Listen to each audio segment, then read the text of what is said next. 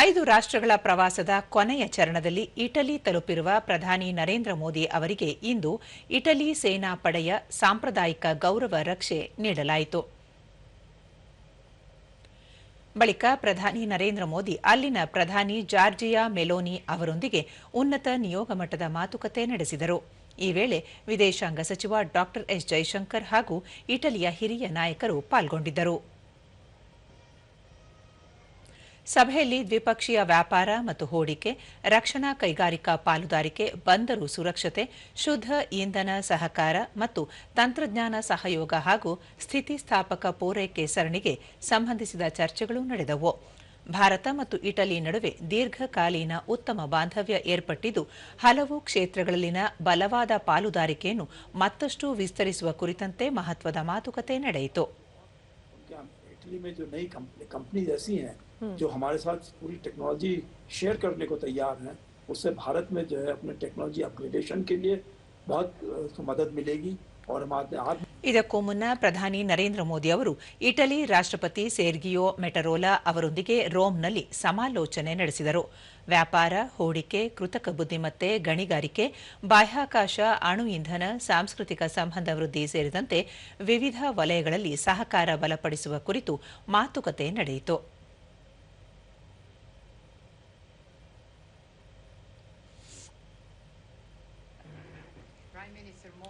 ಇದಕ್ಕೂ ಮುನ್ನ ಪ್ರಧಾನಿ ನರೇಂದ್ರ ಮೋದಿ ಅವರು ತಮಗೆ ಭಾರತದಿಂದ ಚಾಕೊಲೇಟ್ ಉಡುಗೊರೆ ನೀಡಿರುವುದಕ್ಕೆ ಇಟಲಿ ಪ್ರಧಾನಿ ಜಾರ್ಜಿಯಾ ಮೆಲೋನಿ ಹರ್ಷ ವ್ಯಕ್ತಪಡಿಸಿದರು. Prime Minister Modi brought us a gift, a very, very good toffee.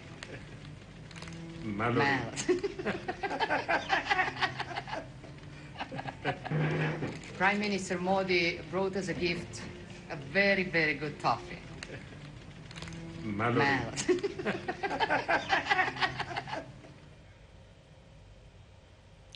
Bharat Italy ಬಾಂಧವ್ಯ ಬಲವರ್ಧನೆಯಲ್ಲಿ ಇಟಲಿಯಲ್ಲಿನ ಭಾರತೀಯ ಸಮುದಾಯದ ಪಾತ್ರ ಮಹತ್ವದ್ದು ಎಂದು ಪ್ರಧಾನಿ ನರೇಂದ್ರ ಮೋದಿ ಶ್ಲಾಘಿಸಿದ್ದಾರೆ.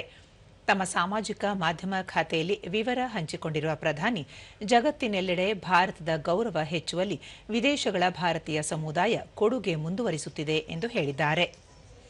ಭಾರತೀಯ ಸಾಂಸ್ಕೃತಿಕ ಕಲೆಗಳ ಬಗ್ಗೆ ಪಾಶ್ಚಾತ್ಯರ ಆಸಕ್ತಿ ಹೆಚ್ಚುತ್ತಿರುವ ಬಗ್ಗೆ ಪ್ರಧಾನಿ ಸಂತಸ ವ್ಯಕ್ತಪಡಿಸಿದ್ದಾರೆ.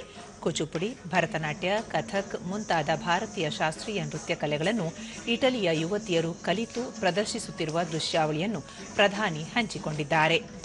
ಭಾರತೀಯ ಶಾಸ್ತ್ರೀಯ ಸಂಗೀತ ಮತ್ತು ವಾದ್ಯ ಸಂಗೀತ ಇಟಲಿಯಲ್ಲಿ ಬಹು ಜನಪ್ರಿಯವಾಗುತ್ತಿರುವುದು ಸಂತಸದಾಯಕ ಎಂದಿರುವ ಪ್ರಧಾನಿ, ಇಟಲಿಯ 5 ಕಲಾವಿದರು ಹಂಸಧ್ವನಿ ರಾಗ ಸಂಗೀತ ಪ್ರಸ್ತುತಪಡಿಸಿದ ದೃಶ್ಯಾವಳಿ ಹಂಚಿಕೊಂಡಿದ್ದಾರೆ.